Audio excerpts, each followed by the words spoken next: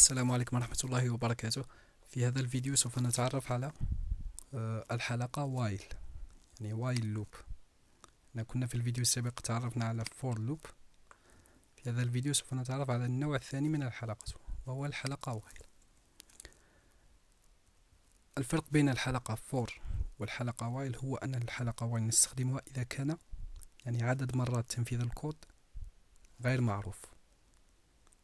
يعني في الحلقة فور كنا نعرف يعني كم عدد المرات التي يتم فيها تنفيذ الكود، أما في الحلقة وايل نستخدمها إذا كنا لا نعرف كم عدد المرات.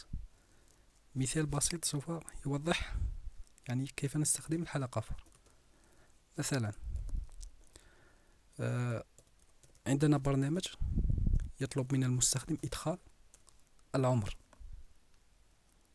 يعني إدخال عمرك، يعني عمر الإنسان.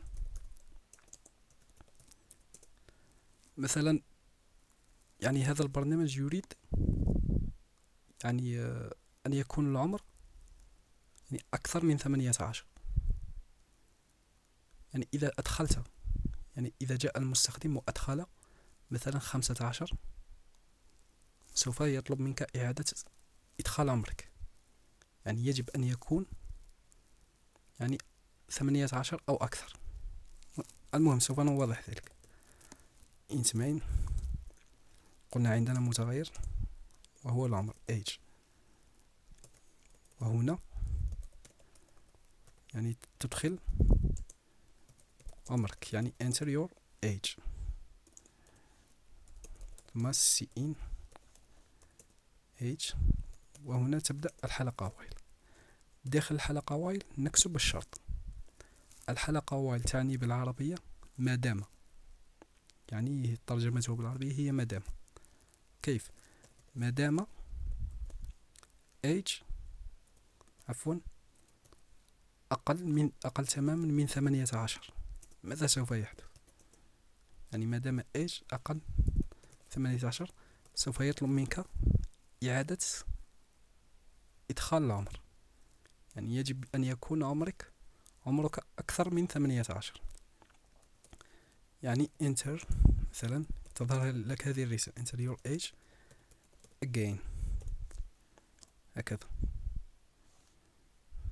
يعني هذا مجرد مثال، ليس مثال حقيقي. هكذا في التنفيذ سوف تفهمون ماذا تعني الحلقة وايل. هكذا هنا return 0. عند التنفيذ هنا طلب منك أن تدخل عمرك enter your age. مثلا إذا أدخلنا 15، ماذا ظهر؟ قال لك enter your age again، يعني ثم أدخلت 14، ماذا سوف يحدث؟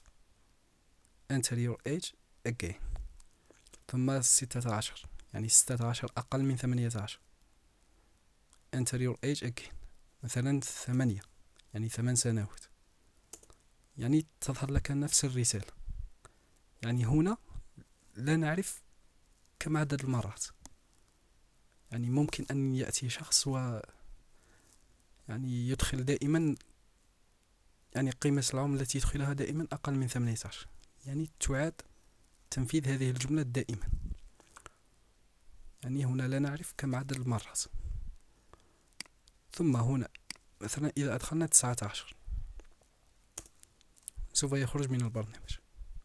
هذه هي الفائدة من الحلقة وايل.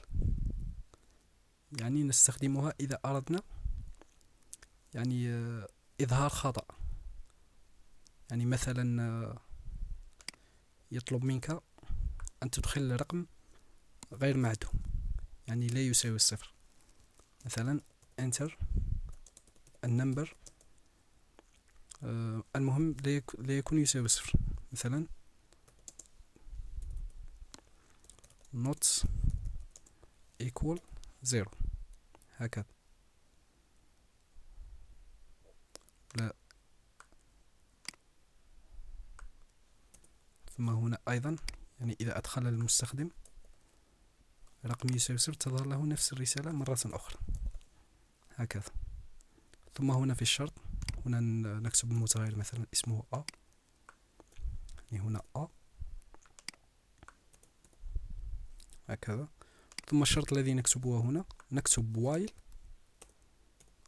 A يعني equals 0، يعني مادام A يساوي الصفر يعني أعد تنفيذ هذا الأمر، يعني أطلب من المستخدم مرة أخرى أن يعيد إدخال الرقم لغاية أن يدخل المستخدم رقم غير معدوم، يعني لا يساوي صفر، يخرج من البرنامج. نقوم بالتنفيذ. يعني هنا نترك مسافة، يعني هنا نترك مسافة.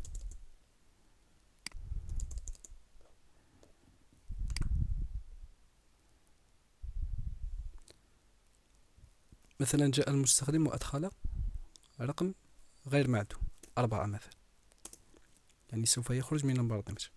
هنا لا يعني سوف يخرج من البرنامج، هنا يعني سوف يخرج من هذه الحلقة. يعني لو كان عندنا أوامر أخرى مثلا هنا، يعني مثلا هذا الأمر سي أوت طباعة رسالة معينة مثلا، يعني جود باي، يعني إذا لم يتحقق الشرط هنا يعني سوف يخرج مباشرة من الحلقة وايل، ليس من البرنامج. يعني مثلا نعيد تنفيذ الكود. أدخل المستخدم 6، يعني سوف يخرج من الحلقة وايل ثم ينفذ يعني يكمل البرنامج، يكمل تنفيذ البرنامج ثم يخرج. ولكن إذا أدخل المستخدم عدد معدوم مثلا 0، يعني سوف يطلب منه إدخال، يعني سوف يتم تنفيذ هذا الأمر، يعني أمر الطباعة وأمر القراءة. ثم جاء المستخدم وأعاد إدخال 0، يطلب منه مرة أخرى 0، وهكذا لغاية ما أن يدخل المستخدم رقم غير معدوم، لغاية أن يخالف هذا الشرط. مثلا جاء المستخدم وأدخل 4، سوف يخرج من الحلقة وايل ويكمل تنفيذ البرنامج، يعني يطبع جود باي. هذه هي الفائدة من الحلقة وايل. المهم أتمنى أن تكون الفكرة قد وصلتكم، ونلتقي في فيديو آخر إن شاء الله في الدرس، يعني في درس الحلقة دو وايل. والسلام عليكم.